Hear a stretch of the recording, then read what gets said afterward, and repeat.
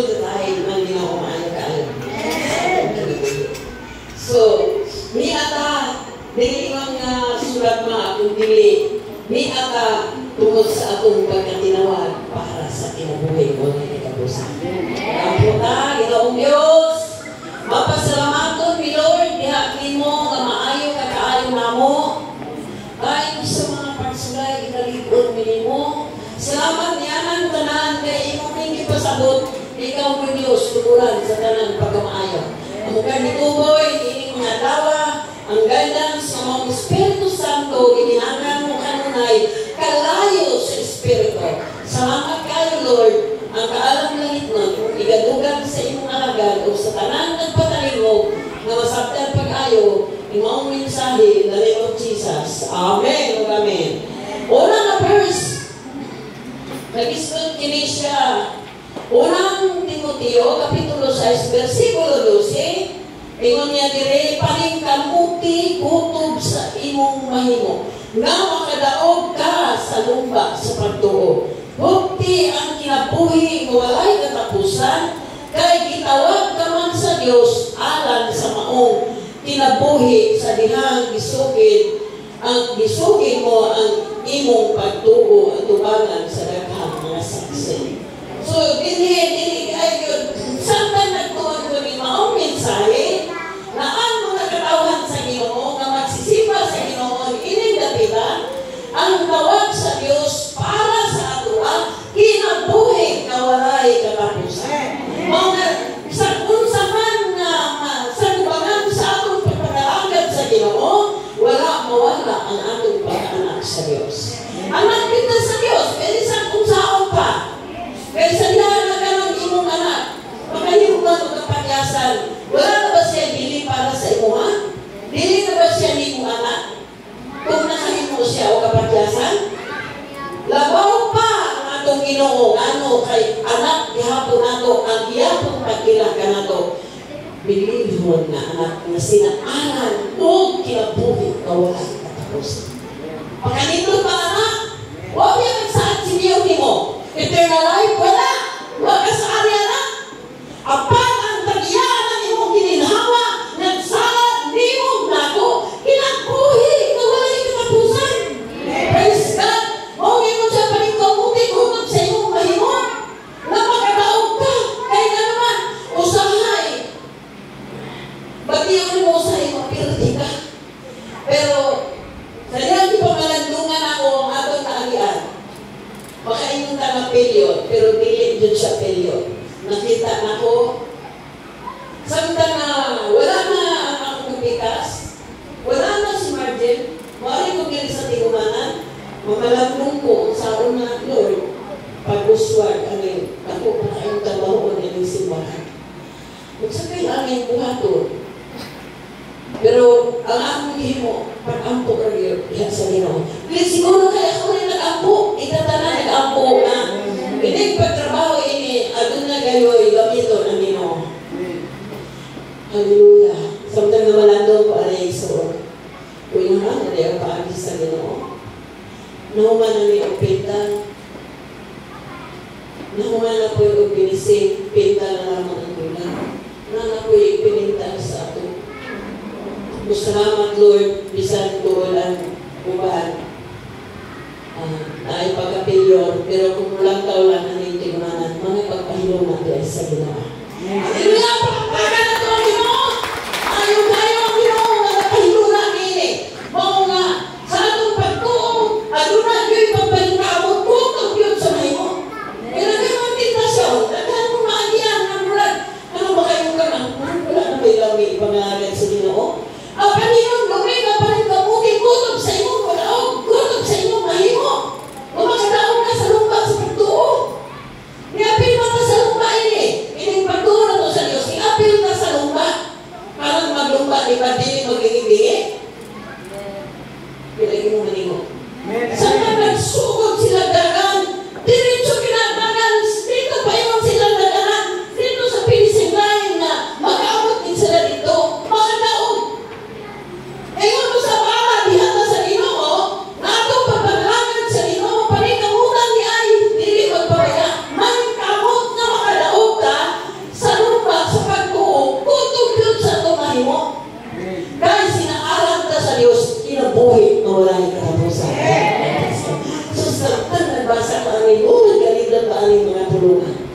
Among panandoy, kinabuhi yung may katapusan. Di alam mo ang unsaman nga mga trabaho sa panmalay, matag-domingo, gibiyaan mo, parang malipay ka. Di ba ang awit kagalina? Kung unsa may pinakalabis nemo, gapay lang sa Ginoo. Kung unsa man sa imo una-una, nga kung imo rin buhaton, malipay ang Ginoo, ihatag na sa Ginoo. Kaya malipay ang Ginoo na. Unya, ang malipay sa Ginoo. Ngayon ko sa Linas, tagan ka niya, simong pinandoy. Hallelujah! Nalipay ko sa akong mga umaga. Hindi ko sa may nanguhatag o garaugan. Katong usapon, mga duha na po kaluhin ko, magsigigkan ka, magkuhan itong may kupon. Ikaw na ginasayo, sa ilang kinabuhi. Kaya ikaw may tagiya, ining mga bubuga, ining mga kinabuhilan, ikaw may tagiya. Lalo na ito magkanta rito sa microphone, kanta nga niya sa Ginoo. Ang Diyos uma, o ganito siya, ayaw mo patilog manay, kaya siya man, mo'y maghukom sa tao. Dili mo kita. Tungod ka, wala na masayo. Kung sige ba, panghukom, panimantay sa uban? Pag-abot ko niya sa panahon, titari mo ang kaya mo na impirno. Eh sige naman, ang trabaho mo rin isyo pamantay sa uban. So, dili siya maayo. Kailangan lang magkinabuhi, mapausanon, matuangan sa Ginoo. Mga butan, yung kalibutan, biyaan lang. Kung sa iyong ipagangko, na mga butan, yung kalibutan, mahanaw lang. Nabinag ko lang sa kamaong, wangay dili. Ano man, kaya iyong itagaan, malatak na dito sa interior. Kung na ibutan, nato sa itong pangunauna, dili maayo ang pagpagangko, ang pagpasakit sa tao. Kaya na ay Diyos nga naginaw. Mabuyaw, kinahangan, kadlugan yun ang Ginoo. Praise God. Yung siya dili, everyone on tres, versikulo 12. Mga igsoon, pagbantay ka mo, gaway usa ka ninyo, nga magbaton, kung lautan, kung dilig, matinuong kasi-kasi. Mao niya hinoon, kini, ang hinungdan, nga, ubiyak ka mo sa buhid na Diyos. So, dili maayaw nga magbatong ka o dili maayaw ka ng dili matinoon na kasing-kasing. Nangang irespeto yun ang atong ginawa. Irespeto ang atong isip na tao. Lalo na ito na, di pa hinumdum sa mga kapatanunan. Lalo na tayo, usa kayong people na wapakain niyang sa tiyang tanan, wala pag-respeto. Ako silang ngayon sa mga diskusyon men, ano di ba? Nagtudlo ko ninyo nga magbaton o respeto sa isip ka tao. Itando sila. Ang wala kayo makasabot, abi niya o kinaman. Pinapanan Ginoo, mauray magtudlo sa iyong kasing-kasing. Salamat kayo sa pulong sa Diyos. Hinangan, mapinatayon ang Kristohano. Bili ba ko nang nagdautan? Ang uban.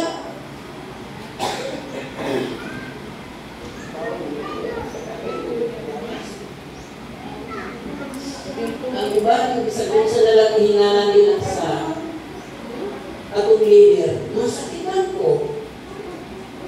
Kung di ayon ako ang pastor, akong leader na pastor, masakitan ko. Ipaglaban ako ang pastor na akong leader. Kaya, ako nakita siya usa ka mga leader samtang na ako sa kabilanan. Nagtambayan ko siya. Ako nakita siya.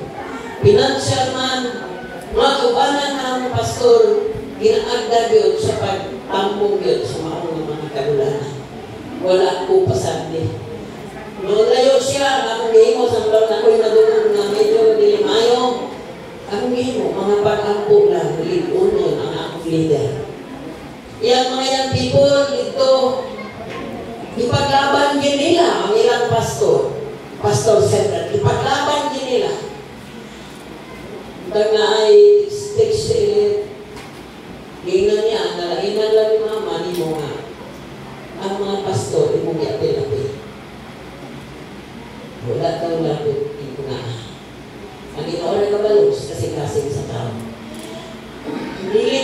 maayo nga magpasipala ka sa alagad sa Diyos. Dili na siya maayo kay kung pituon ng tuhod, anak, umawalan niya ng kaluoy mo.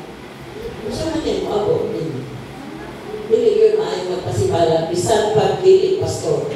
Dili maayo magpasipala ka sa itong isip katao. So, iman siya din sa Kapitulo 4, versikulo 3, Igo na, katong inyong pagkinabuhi, sama sa mga walay pagtuo. Kung sa mga walay pagtuo, pagkakarayag-yag sa kinabuhi. Pero kung pa-istoryahon, mag-inuhon daw sila sa Ginoo. Sila'y pagtuo. Ang mga bunga, wala magpakita na tinuon ka sa Ginoo. Ang ebidensya sa pagtuo, makita niya sa binuhatan. Unang gano'n ng palaway ng Espiritu, dili na iya sa Ginoo, iya siyawa. Ang binuminan sa tao, yawa. Basta yung anak pagkinabuhi. Kailangan magkinabuhi ang alagad sa Diyos, dili palaway. Dili himalikas. Dili mayubiton. Praise the Lord. Kailangan nagbagutan ng tao sa espirituhan ng pagkabago. Dili man tayong sa uban. Sige, bantay sa uban. Siya siya, wala ka bantay sa iyang katuod kung kinsa po siya at ubangan sa mga tao. Alam sa mga alagad sa Diyos, kung ipat ayo ang imo, kutob sa imong mahimo, ang along makalaog ka sa imong pagtuo. Kaya doon ay mga trials sa itong pagtuo. Diha sa Ginoo. Dugan lang ang verse. Iyon niya diri, busa yung pagtaas. Hallelujah. Busa yung pagtaas na ang nahuihoy nga mga kamot. O biguna ang naluya. Naluya. Nga mga tuhod. Isa may mubayaw siya kamot na sa naagian siya kapilyor sa Algie. Kain na nga imong itaas ang imong kamot. Kay dili na kaghan na pinamagkalipay sa kwarta. Inaanang magkalipay ka sa kalayo si Espiritu Santo. Amen! Ang labing-labing na kalipay, nindot na kalipay, maangdihon, ikan sa Ginoo na imong babatunan. Sabi siya, kung sa may trials kinabuhi, hindi ka manubangin niya na, kay na Espiritu na magilipay. Ang igsuon, nagkakaw ka na kayo, katawa naman, hindi basta-basta yan. Wala 24,000, 29,000. Apan, kung katawa na, kay naa ang Espiritu Santo na kinasuluran. Ingon siya sa pagkat, walipay na si Nandinay na, ako managahang ako pa matawag sa kakubra. Ako, malipayon na. Kay naa ang balaang Espiritu Santo sa kinasuluran. Ang dili malipay sa pagkitabo ngayon, anak, walay Espiritu na maglipay sa iyang sulod. Kaya sabi na doon ninyo, anak. Hallelujah. Ang labing itabuon sa tao na mubiyak lahat sa Ginoo kay wag na ilaing puntahan, impirno na. Basta mubiyak ka sa manluluwas. Praise God. Iyon anak lang ang pulong sa Diyos. Pagrimayon sa Quran Panginoon.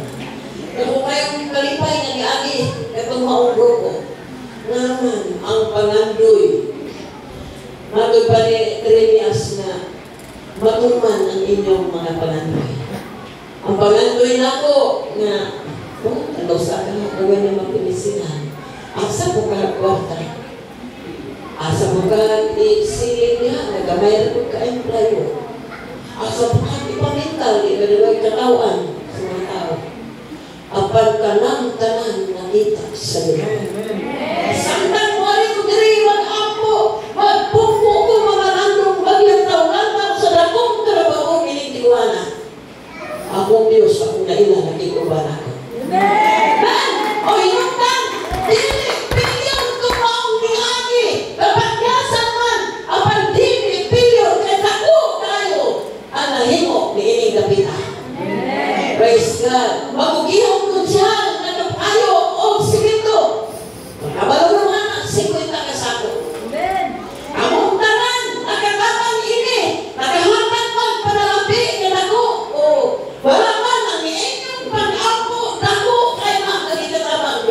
lotong sa Ginoo.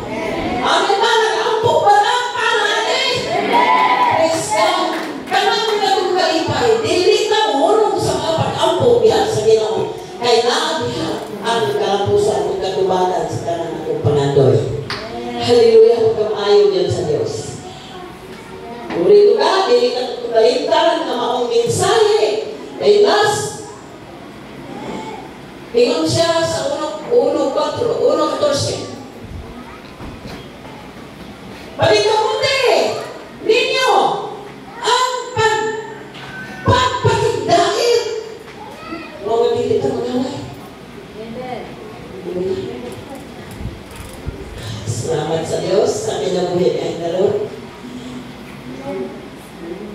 Nga, ako sinati siya. Ilang galungan mo doon ay mga sakit ng sugat. Ilang nagtubag. Kaya nagbuhangan na siya dito sa taas. Ako daw inon. Sigsakong pa na lang tuwan niya. Tuwan o kampo. Asa mo na sila lugar sa Ginoo. Kung siya ay pasuti yun. Pero para sa tuwan, sinatin. Kung magawag ka, kung uyon lang sa iyong kabubuton, dito ka sa Ginoo. Ano na sinatin? Mga anak sa Ginoo, sinatin mga hoy, bugas. Mag-ampo. Nagbuha may ini, Ginoo, wala nang ibugas. Nunay pilo na ang Ginoo, magkagbog, makapalit ang bugas ka. Wala yung Kristohanon nga gikuraw. Wala yung gikuraw ang Kristohanon, kanuong mamog na iyamatay dito kay gikuraw. Pero ikaw, wala, naglantaw ang Ginoo anak. Nang inahanglan ka ni anak, tagaan ka sa Ginoo. Danaguhan sa kamot, panalanginan sa Ginoo sa mga tao matinahulog na ito kanya. Wala lang, kaya hindi ko naman siya dili sa iyang tulong. Wala ninyo tanda ang akong tambal kung dili ka mo gustong magpatulog ka ako. Nasa Proverbs na 1:25. Kung dili na ito tagdoon, sa para na, dili na ito panunggalingon, yung patulog. Apan, ito siya sa 33. Apan, ang mamati ka ako, makaangkon gayon o siguridad. Mahilayo siya sa kakuyang o wala siya angay kamisana. Hallelujah! Nalisa mo atong naiingon nga nanahing suroy, nga pila ka tao ning dugo na. Ning dugo na sa luma. Nagtawa, pino ka ba? May pa ba umiyon? Umiyon mo, umiyon man. Nanay ka, binangkaway sa luan kay manta di ay aning dugo, ang pagdugo, gabang kaway. Piltik ka tawanay, pagkaumay ko nga. Mag-ampok ka sa Ginoo. Hindi na magpana, mag-ampok na. Nang damok na sa Ginoo, iwagtan ang anang kalisanan, tungkol kay naay siguridad ang atong kinabuhi. Mandamay mo ikatapusan, dunay kinabuhi na walay katapusan isaan ang Diyos.